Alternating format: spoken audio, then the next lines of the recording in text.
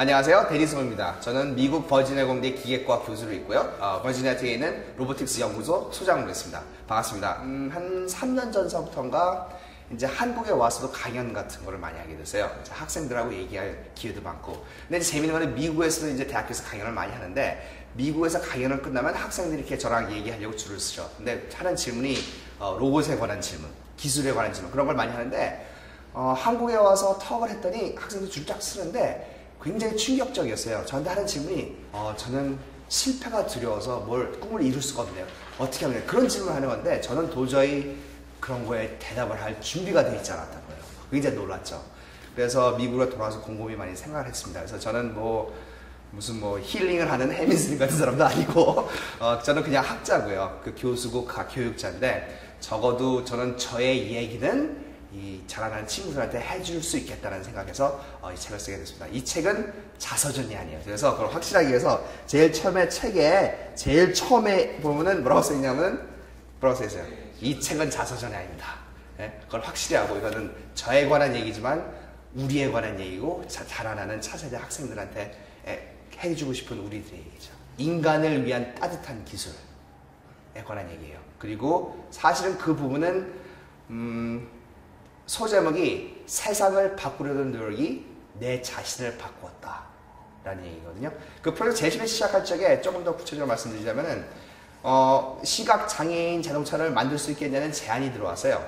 그래서 저는 그냥 아무 생각도 없이 그 당시에 이제 무인 자동차를 만든 게 있었거든요. 로봇 자동차. 그래서 이 자동차는 시각장애인들을 태우고 있는 자동차라고 생각하고 우리 하겠습니다 했죠. 근데 알고 보니까 그런 걸 원하는 게 아니고, 시각장애인을 태우고 다니는 자동차가 아니고 시각장애인들이 운전하는 자동차를 갖다가 원했던 거예요. 그래서 처음부터 시작해야 되는데, 이걸 개발하는데 어떻게 개발해야 되는지 모르겠는 거예요. 그래서 안 되겠다 싶어서 학생들을 데리고 차로 4시간, 5시간 운전하고 벌티모어에 있는 미국 시각장애인협회로 갔습니다. 그래서 거기서 2박 3일 동안 시각장애인 친구들하고 같이 자고 먹고 같이 살면서 그들이 어떻게 생활하는지를 배우게 되는데, 그때 아주 중요한 깨달음이 있었어요.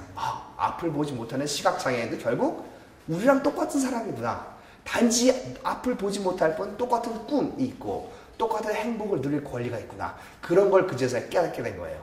그러니까 갑자기 이제 일이 풀리기 시작하죠. 그 다음서부터는 아이디어도 떠오르고, 그리고 시각장애인들 같이 일도 하고, 우리 팀에서도 시각장애인 학생들 같이 일을 하게 돼서 성공한 게 시각장애인 자동차입니다. 그래서 거기에 비하인드 스토리, 진짜로 인간을 위한 따뜻한 기술을 개발하는 것, 그런 거에 관한 얘기가 첫 장에 들어가 있고요. 그 다음 얘기는 제가 이제 요즘에 개발하는 것 중에 화재 진압용 로봇을 미 해군을 위해서 개발하고 있는데, 이 로봇은 소화기를 갖다가 불에다가 향해서 불을 끌 수도 있고, 그 다음에 투척형 소화기를 휙 던지고 물을 닫고 불을 끌 수도 있는데, 일단 이 로봇 기술이 제 손을 떠나면 저는 아무것도 할 수가 없죠. 근데 이 로봇가 소화기를 향해서 불을 향해서 겨눌 수 있으면 총을 겨눌 수도 있는 거고, 투척형 소화기를 던질 수 있으면 수류탄을 던질 수도 있다는 거 아니에요. 그래서 저는 무기가 달린 로봇을 만들기가 싫어요. 국방용 로봇가 잘못됐다는 건 아닙니다. 전쟁용 로봇가 잘못됐다는 거는 아니에요. 왜냐하면 어떤 사람들은 로봇을 쓰면은 오히려 사람들을 인명피해를 줄일 수 있다고 주장하는 사람도 있는데, 그게 잘못됐다는 건 아닌데, 저는 그냥 무기가 달린 로봇을 만들기 싫을 뿐이에요. 단순해요. 그냥 저는 적군이든 아군이든 사람을 해치는 로봇을 만들기 싫어요. 근데 이제 그 생각을 하니까, 내가 개발한 로봇가 내가 원하지 않는 방향으로 쓸 수 있다는 걸 이미 알고 있는 상태에서 과연 이 프로젝트를 시작을 해야 되는가 하는 고민을 하기 시작한 거예요. 그래서 우리가 개발한 기술이 사회에 미치는 영향이라든가 윤리적인 문제, 그런 거에 생각을 많이 했죠. 한 가지만 예를 들게요. 그래서 책을 읽어보시면 더 재밌게 나오지만, 망치 있잖아요. 망치, 못 박는 망치. 그 망치를 어떤 사람이 무기로서 사람을 딱 때려서 쳐서 다치겠다고요. 그게 망치의 잘못인가요? 아니면 망치를 만든 사람의 잘못인가요?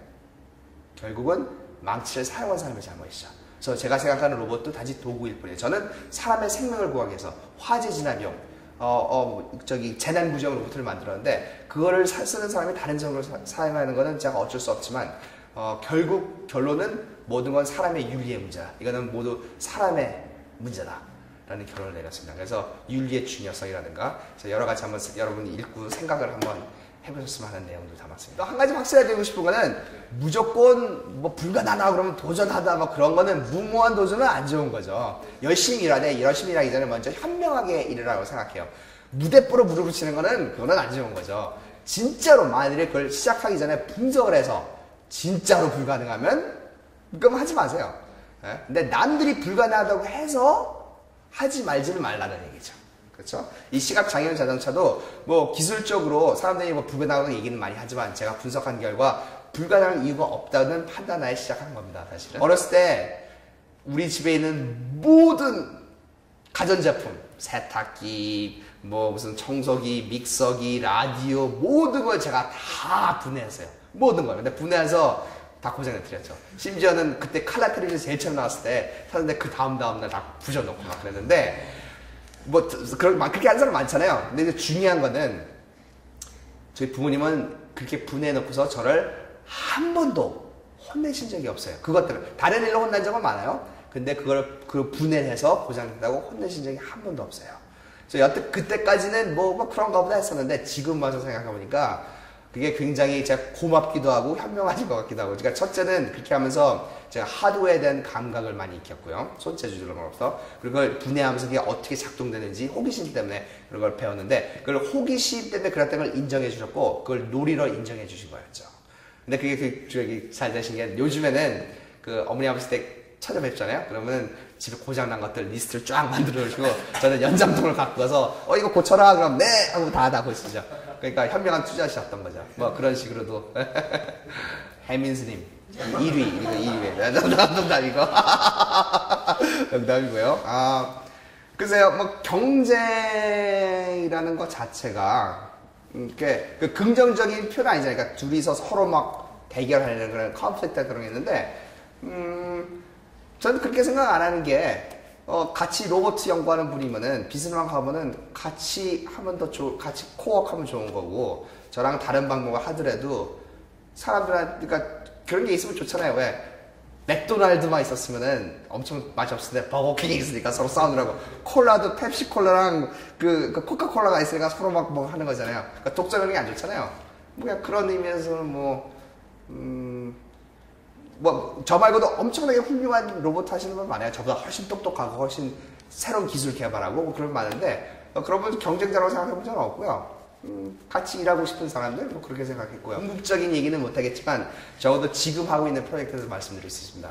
제가 태어나서 한 프로젝트가 가장 중요한 거고 저는 이게 얼마큼 중요하냐면 제가 이것을 위해서 태어났다고 생각할 정도로 중요한 프로젝트 하고 있습니다. 이 제품은 뭐냐면은 재난구조용 로봇. 예를 들면 1년 전에 일본에 그 원전 사고 있었잖아요. 후쿠시마 다이치 뉴클리어 디자스터. 방사능 유출되고 막 그래서 사람들이 가서 사람을 구하거나 고칠 수가 없어서 엄청나게 큰 인명피해와 정말 슬픈 사건이 일어났죠. 그래서 그럴 때 저희가 써야 될 게 뭐예요? 사람이 가까이 갈 수가 없으면 로봇을 써야 되는 거예요.